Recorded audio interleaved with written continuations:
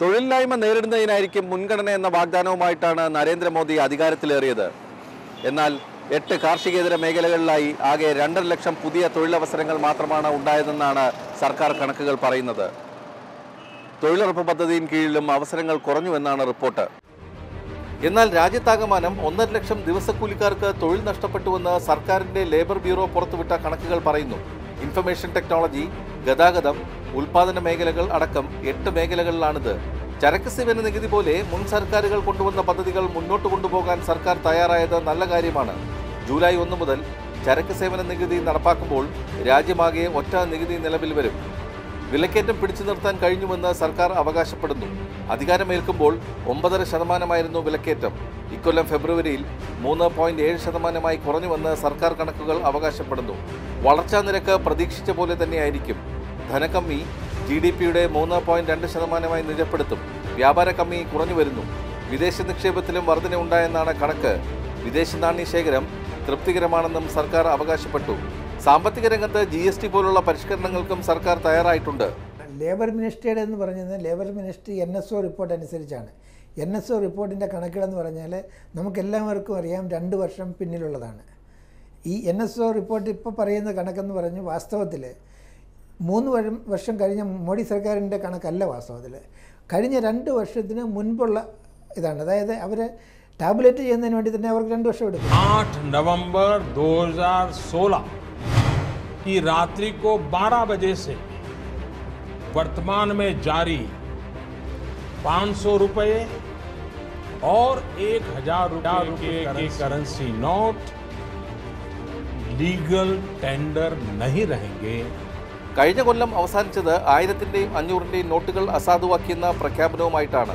സമ്പദ്ഘടനയെ പ്രതികൂലമായി ബാധിക്കുന്ന തീരുമാനമായിരുന്നു അത്. എങ്കിലും പ്രധാനമന്ത്രി നരേന്ദ്രമോദിക്കും BJPക്കും അത് രാഷ്ട്രീയ നേട്ടമായി മാറുകയായിരുന്നു. ഉത്തർപ്രദേശ് അടക്കമുള്ള സംസ്ഥാനങ്ങളിലെ തെരഞ്ഞെടുപ്പുകളിൽ BJPയുടെ സാധ്യതകളെ ഇത് ബാധിക്കുമെന്ന പ്രതിപക്ഷത്തിന്റെ കണക്കുകൂട്ടൽ തെറ്റി.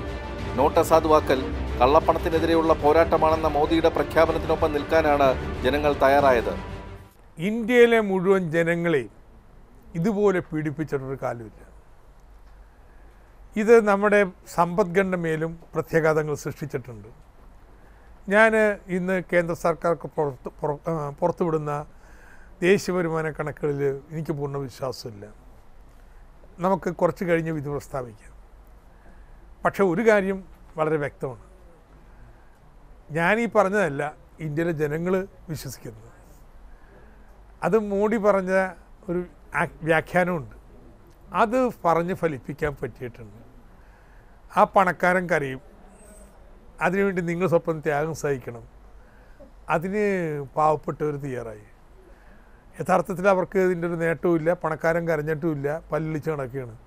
പക്ഷേ ഇത് ഫലപ്രദമായിട്ട് ജനങ്ങളുടെ മനസ്സിൽ കുത്തി വയ്ക്കുന്നതിന് ഭരണകൂടത്തിന് കഴിഞ്ഞു.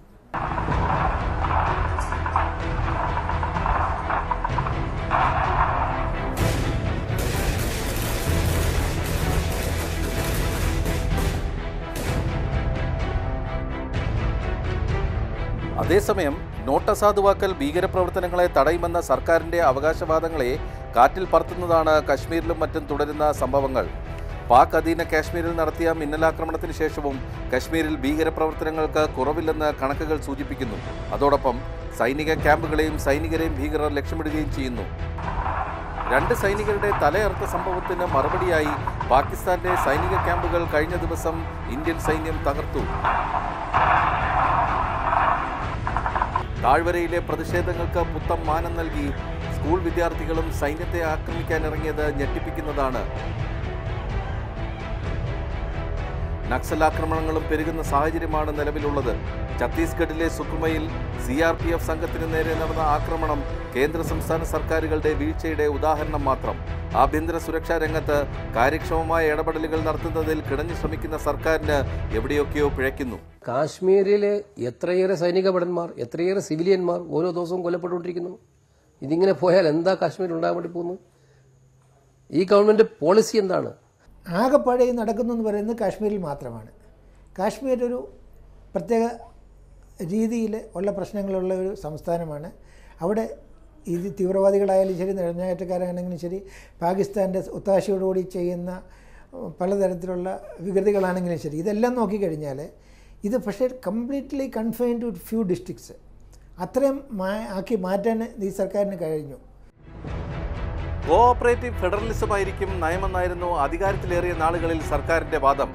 എല്ലാ സംസ്ഥാനങ്ങളോടും നീതിപൂർവമായ സമീപനമായിരിക്കുമെന്ന് സർക്കാർ ആവർത്തിച്ചു. ഉത്തരാഖണ്ഡിലും അരുണാചൽ പ്രദേശിലും പ്രതിപക്ഷ സർക്കാരുകളെ അട്ടിമറിക്കാൻ നടത്തിയ ശ്രമത്തിന് സുപ്രീം കോടതിയിൽ നിന്ന് തന്നെ തിരിച്ചടി നേരിടുകയായിരുന്നു. ഡൽഹിയിൽ ആം ആദ്മി സർക്കാരിനെതിരെ തദ്ദേശ തെരഞ്ഞെടുപ്പിൽ മേൽക്കൈ നേടാൻ BJPക്ക് കഴിഞ്ഞു.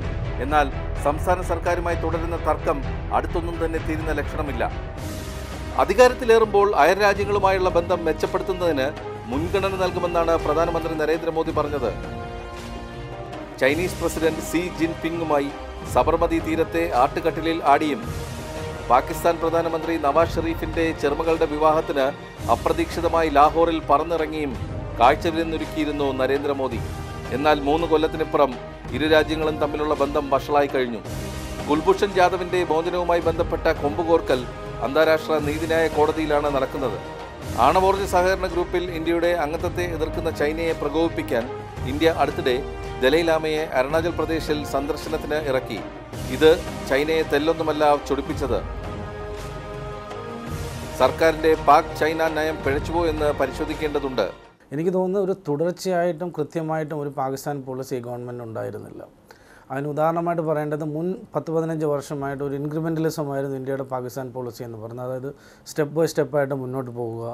ആദ്യം ചെറിയ ചെറിയ കാര്യങ്ങൾ, കോൺസുലർ ഇഷ്യൂസ്, ഫിഷർമെൻ ഇഷ്യൂസ്, ഇങ്ങനെയുള്ള ഇഷ്യൂസ് എല്ലാം സെക്രട്ടറി തലത്തിൽ, ജോയിൻറ്റ് സെക്രട്ടറി തലത്തിൽ, ഒരു പരിധിവരെ മന്ത്രിതലത്തിലൊക്കെ ചർച്ച ചെയ്തതിന് ശേഷം വലിയ നേട്ടമുണ്ടായെങ്കിൽ മാത്രം മറ്റ് കാര്യങ്ങളിലേക്ക് കാര്യമായ ചർച്ച കൊണ്ടുപോകുന്നൊരു നയമായിരുന്നു. എന്നാൽ പ്രധാനമന്ത്രി അനൗൺസ്ഡ് അവിടെ പോവുകയും അങ്ങനെയുള്ള കാര്യങ്ങൾ ചെയ്തതോടുകൂടി ഇന്ത്യ പാകിസ്ഥാൻ ബന്ധത്തിനും ഒരു പ്രധാനമന്ത്രിമാർ തമ്മിൽ ഇടപെടുന്ന ഒരു മാനവും തലമൊക്കെ ഉണ്ടായി. അത് തുടർച്ചയായിട്ട് കൊണ്ടുപോകാനോ അല്ലെങ്കിൽ തന്നെ ഉദ്യോഗസ്ഥലത്തിൽ ബന്ധത്തിൽ കൃത്യമായ ഒരു പുരോഗതി ഉണ്ടാക്കുവാനോ ഈ ഗവൺമെൻറ്റിന് കഴിഞ്ഞില്ല. ചൈനയുമായിട്ടുള്ള ബന്ധം തന്നെ ഇതിനോടൊപ്പം കൂട്ടി വായിക്കേണ്ട ഒന്നാണ്. കാരണം എന്ന് പറഞ്ഞാൽ പാകിസ്ഥാനെ സംബന്ധിച്ചിടത്തോളം പാകിസ്ഥാൻ്റെ ഏറ്റവും വലിയ വിദേശ നയമെന്ന് പറയുന്നത് അടുത്തിടെയായിട്ട് ചൈന തന്നെയാണ്. ഒരുപക്ഷെ സൗദി അറേബ്യയോടും അമേരിക്കയോടും ഉള്ള അതേ ബന്ധം തന്നെയാണ് പാകിസ്ഥാന് ചൈനയുമായിട്ടുള്ളത്. എന്നാൽ കഴിഞ്ഞ ഒരു 10 വർഷത്തെ ചൈന പാകിസ്ഥാൻ ബന്ധം വളരെ ശക്തമായ ഒന്നാണ്. കൂടുതലായിട്ട് അതിനൊരു സാമ്പത്തിക മാനമുണ്ട്, സ്ട്രാറ്റജിക് മാനമുണ്ട്, അങ്ങനെ പല കാര്യങ്ങളുണ്ട്. പാകിസ്ഥാനെ സപ്പോർട്ട് ചെയ്യുന്ന ഒരേ ഒരു ഘടകം എന്ന് പറയുന്നത് ചൈനയാണ്. ചൈനയ്ക്ക് ചൈനയുടേതായിട്ടുള്ള താല്പര്യങ്ങളുണ്ട്. ചൈന വാസ്തവത്തിൽ പാകിസ്ഥാനെ അവരുടെ ഒരു കോളനിയാക്കി മാറ്റിക്കഴിഞ്ഞു. ഇതിനെക്കുറിച്ച് പാകിസ്ഥാനിൽ തന്നെ വളരെ ശക്തമായിട്ടുള്ള എതിർപ്പുകളുണ്ട്. അപ്പോൾ ഇതിൻ്റെ ഫലം എന്താകുമെന്ന് ഇപ്പോൾ പറയാനൊക്കത്തില്ല. പക്ഷേ ഒരു ദീർഘകാല വീക്ഷണത്തോടു കൂടി നോക്കുമ്പോൾ നമുക്കൊരു കാര്യം മനസ്സിലാകും. ചൈനയോ അല്ലെങ്കിൽ പാകിസ്ഥാനെ എതിർക്കുകയല്ല ഇന്ത്യയുടെ ഉദ്ദേശം. ഇന്ത്യയുടെ ഉദ്ദേശം എന്ന് പറഞ്ഞു കഴിഞ്ഞാൽ ഇന്ത്യയുടെ സ്വാധീന മേഖല വർദ്ധിപ്പിക്കുക എന്നുള്ളതാണ്.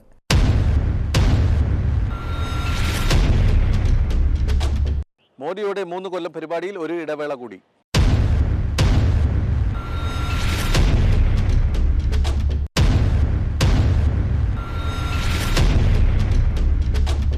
അടുത്ത പൊതു തെരഞ്ഞെടുപ്പിന് മുന്നോടിയായി BJP നേരിട്ട ഏറ്റവും വലിയ വെല്ലുവിളി ഉത്തർപ്രദേശ് നിയമസഭാ തെരഞ്ഞെടുപ്പായിരുന്നു. ഉത്തരാഖണ്ഡിലും പഞ്ചാബിലും ഗോവയിലും മണിപ്പൂരിലും തെരഞ്ഞെടുപ്പുകൾ നടന്നു. ഉത്തർപ്രദേശിലും ഉത്തരാഖണ്ഡിലും BJP മിന്നുന്ന പ്രകടനമാണ് കാഴ്ചവെച്ചത്. പഞ്ചാബിൽ കോൺഗ്രസ് ജയിച്ചു. ഗോവയിലും മണിപ്പൂരിലും ഭൂരിപക്ഷമില്ലാഞ്ഞിട്ടും സർക്കാരുകൾ ഉണ്ടാക്കാൻ BJPക്ക് കഴിഞ്ഞു.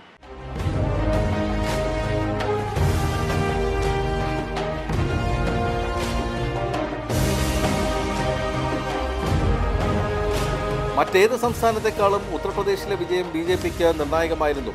2 കൊല്ലം കഴിഞ്ഞു വരുന്ന ലോക്സഭാ തെരഞ്ഞെടുപ്പിൽ ജയിക്കണമെങ്കിൽ ഉത്തർപ്രദേശിൽ ഭരണം ഉണ്ടാകണം.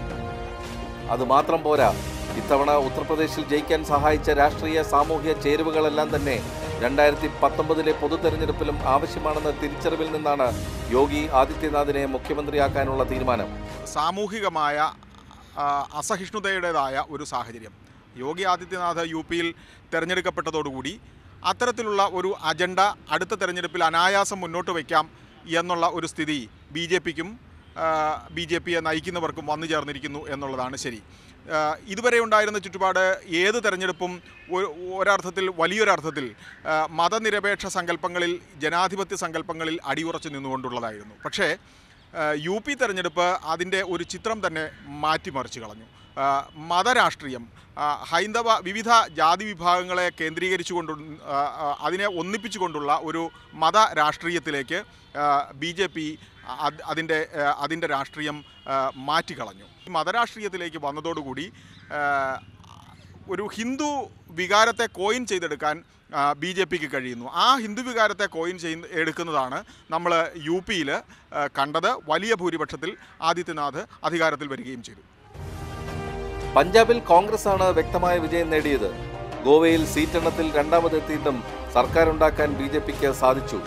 മണിപ്പൂരിൽ സർക്കാരുണ്ടാക്കുക വഴി വടക്കു കിഴക്കൻ സംസ്ഥാനങ്ങളിൽ പിടിമുറുക്കുകയാണ് BJP. അസമിൽ നേരത്തെ തന്നെ ജയിച്ച BJPയുടെ ലക്ഷ്യം ഇടതുപക്ഷം ഭരിക്കുന്ന ത്രിപുരയാണ്. ജൂലൈ മാസത്തിൽ നടക്കുന്ന രാഷ്ട്രപതി തെരഞ്ഞെടുപ്പാണ് പ്രധാനമന്ത്രി നരേന്ദ്രമോദി നേരിടാൻ പോകുന്ന ആദ്യത്തെ വെല്ലുവിളി. പ്രണബ് മുഖർജിക്ക് രാഷ്ട്രപതിയായി രണ്ടാമതൊരു ടേം കൂടി നൽകാൻ BJPയും സർക്കാരും തയ്യാറുമല്ല. ഗുജറാത്ത് അടക്കം 8 നിയമസഭകളിലേക്ക് അടുത്ത കൊല്ലം തെരഞ്ഞെടുപ്പ് നടക്കാൻ പോകുന്നു. BJPയുടെ അടുത്ത രാഷ്ട്രപതി സ്ഥാനാർത്ഥി ആരെന്ന ചോദ്യത്തിന് വരുന്ന 2 ആഴ്ചയ്ക്കുള്ളിൽ പ്രധാനമന്ത്രിയും BJPയും തീരുമാനം പ്രഖ്യാപിക്കും.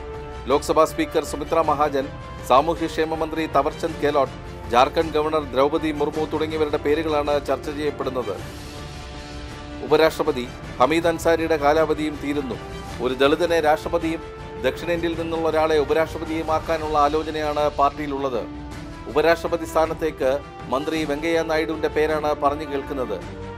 പ്രതിപക്ഷത്താകട്ടെ രാഷ്ട്രപതിയായി പൊതു സ്ഥാനാർത്ഥിയെ കണ്ടെത്തുന്നതിനുള്ള ചർച്ചകളും നടക്കുന്നു. സ്വന്തം സ്ഥാനാർത്ഥിയെ ജയിപ്പിക്കുന്നതിനുള്ള വോട്ട് ഉറപ്പിക്കുന്നതിനുള്ള നടപടികൾ BJPയും NDAയും ശക്തമാക്കി കഴിഞ്ഞു. ഉത്തർപ്രദേശിൽ നേടിയ ജയം അതിന് സഹായിച്ചിട്ടുണ്ട്. പ്രാദേശിക പാർട്ടികളായ AIDMK, YSR കോൺഗ്രസ് എന്നിവയുടെ സഹായത്തോടെ ഭൂരിപക്ഷത്തിലേക്ക് BJP എത്തുമെന്ന കണക്കൂട്ടലാണുള്ളത്. രാഷ്ട്രപതി തെരഞ്ഞെടുപ്പിനുള്ള ഇലക്ടറൽ കോളേജിൽ 48.64% വോട്ട് NDAയ്ക്കുണ്ട്. NDAയ്ക്കെതിരെ യോജിച്ച പോരാട്ടത്തിനുള്ള നീക്കങ്ങൾ പ്രതിപക്ഷവും ശക്തമാക്കിയിട്ടുണ്ട്. മുൻ പശ്ചിമ ബംഗാൾ ഗവർണർ ഗോപാലകൃഷ്ണ ഗാന്ധിയെ സ്ഥാനാർത്ഥിയാക്കാനുള്ള പ്രാഥമിക ചർച്ചകൾ തുടങ്ങിക്കഴിഞ്ഞു. സ്വപ്നങ്ങൾ വിൽക്കാൻ മിടുക്കനാണ് മോദി. ഏറ്റവും ഒടുവിൽ ഉത്തർപ്രദേശിലും തെരഞ്ഞെടുപ്പ് നടന്ന മറ്റ് സംസ്ഥാനങ്ങളിലും വികസനമെന്ന തന്റെ മുദ്രാവാക്യത്തിന് പിന്നിൽ ജനങ്ങളെ തളച്ചിടാൻ മോദിക്ക് കഴിഞ്ഞു. കാര്യത്തിലേക്ക് വരുമ്പോൾ അവയെല്ലാം കടലാസിൽ മാത്രമാണെന്ന ആരോപണം വെറുതെ തള്ളിക്കളയാൻ പറ്റില്ല. അതേസമയം സ്വച്ഛ ഭാരത്, ഗ്രാമങ്ങളിൽ സ്ത്രീകൾക്ക് LPG എത്തിക്കുന്ന ഉജ്ജ്വല യോജന തുടങ്ങിയ പദ്ധതികൾ വൻ വിജയമായിരുന്നു. കോട്ടിൽ സ്വന്തം പേര് തുന്നിച്ചേർത്തയാളാണ് നരേന്ദ്രമോദി. ഇനിയുള്ള 2 കൊല്ലവും എല്ലാം മോദിമയമായിരിക്കുമെന്ന സൂചനകൾ വന്നു കഴിഞ്ഞു. വരാൻ പോകുന്ന തെരഞ്ഞെടുപ്പുകളിലും മോദിയെ മുൻനിർത്തിയായിരിക്കും BJPയുടെ മത്സരം. തന്റെ ലക്ഷ്യം 2019 അല്ലെന്ന് നരേന്ദ്രമോദി വ്യക്തമാക്കിയിട്ടുണ്ട്. സ്വാതന്ത്ര്യത്തിന്റെ 75ാം വാർഷികം നടക്കുന്ന 2022 തന്റെ ലക്ഷ്യമെന്ന് നരേന്ദ്രമോദി പറയുന്നു. നരേന്ദ്രമോദിയാണ് പാർട്ടിയുടെ തത്വശാസ്ത്രത്തിൻ്റെ ഒരു പ്രതീകം. അതായത് അദ്ദേഹം ഒരു പെർസോണിഫിക്കേഷൻ ഓഫ് പാർട്ടീസ് ഐഡിയോളജി എന്ന് പറയാൻ സാധിക്കും. കാരണം അദ്ദേഹത്തിൻ്റെ ജീവിതശൈലി നോക്കുക, അദ്ദേഹത്തിൻ്റെ ആദർശവാദം നോക്കുക, അദ്ദേഹത്തിൻ്റെ തത്വചിന്ത നോക്കുക, അദ്ദേഹം പറയുന്ന സംസാര ഭാഷ നോക്കുക, എല്ലാം നോക്കിക്കഴിഞ്ഞാൽ BJP ഇതുവരെ ആഗ്രഹിച്ചിരുന്നത്, BJP നടപ്പാക്കണമെന്ന് ആഗ്രഹിച്ചിട്ടുള്ള കാര്യങ്ങൾ, BJP പറഞ്ഞു വന്ന സിദ്ധാന്തങ്ങൾ, അതൊക്കെ തന്നെ നരേന്ദ്രമോദി സ്വന്തം ജീവിതത്തിൽ അതേ രീതിയിൽ പകർത്തിയിട്ടുണ്ട്. അതുപോലെ തന്നെ നരേന്ദ്രമോദിയെക്കുറിച്ച് ആർക്കും ഒരു തരത്തിലുള്ള ആരോപണങ്ങളുമില്ല. സ്വന്തമായിട്ട് എന്തെങ്കിലും അദ്ദേഹം ചെയ്തു എന്നുള്ളതിനോ അല്ലെങ്കിൽ സ്വാർത്ഥതയുടെ പേര് എന്തെങ്കിലും ചെയ്തു എന്ന് അദ്ദേഹത്തിനെക്കുറിച്ച് ആർക്കും ആരോപണമില്ല.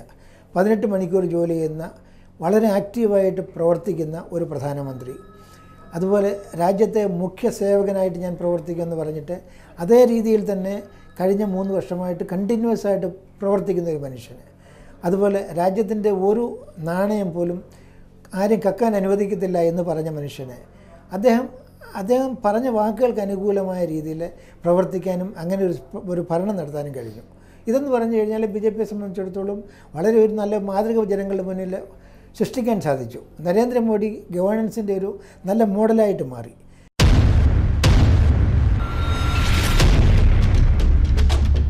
മൂന്ന് കൊല്ലത്തെ ഭരണം ആഘോഷിക്കുന്നതിന് BJP തയ്യാറാക്കിയിട്ടുള്ള പരിപാടിയുടെ പേര് മോദി ഫെസ്റ്റ് എന്നാണ്. Making of A developed India എന്നതിൻ്റെ ചുരുക്കപ്പേരാണ് മോദിയെങ്കിലും ഉദ്ദേശം വ്യക്തമാണ്. മോദി മാത്രമായിരിക്കും ഇനി അങ്ങോട്ട് പാർട്ടിയും സർക്കാരുമല്ല.